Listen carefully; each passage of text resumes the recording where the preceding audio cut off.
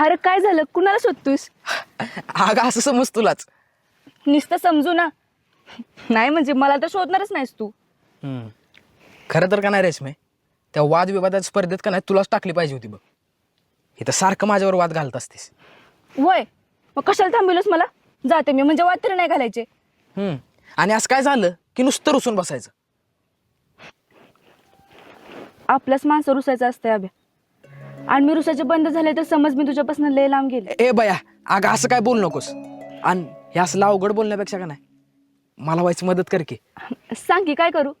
रेशमे, मी का नाही वादविवाद स्पर्धेत भाग घेतलाय.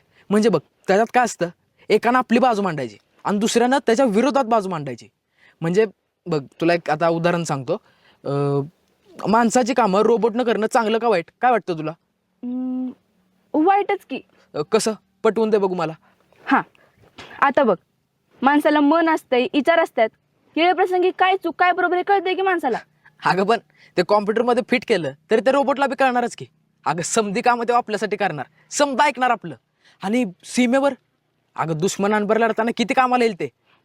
अरे पण दुश्मन कोण आहे? ज्याच्याकडे रिमोट असेल तोच ठरवणार ना. तर रोबोटला कसं काय कळेल? म्हणजे माणसं ओळखायला चुकणार ते. ज्याच्याकडे त्याचा रिमोट तोच त्याचा मालक. अर्ध्या रोबोटला माहित बी नसेल आपल्याला कुणी बनवलंय. म्हणजे आपल्याच माणसांच्या विरोधात त्याला वापर देऊ शकते की, कारण त्याला ना मन आहे ना भावना. हा, तसं हे बी बरोबर आहे. अगं पण बघ की, तो एकटा रोबोट आपल्या 4-4 माणसांची कामं करणार, ते बी आहेच की मग. अरे अभ्या, त्याच 4 माणसांचं घर कसं काय चालणार? त्यांच्या बायका पोरांचं काय? आता हे असं भावनिक कोण कसं चालेल? आपण जर इथं भावनिक होत बसलो ना तर समध्या देशांच्या टेक्नॉलॉजी जातील पुढं आणि आपला देश मागच राहील. कुणावर अन्याय करून त्यांचं काम काढून घेऊन लोकांना बेरोजगार करून कसली प्रगती अभ्या?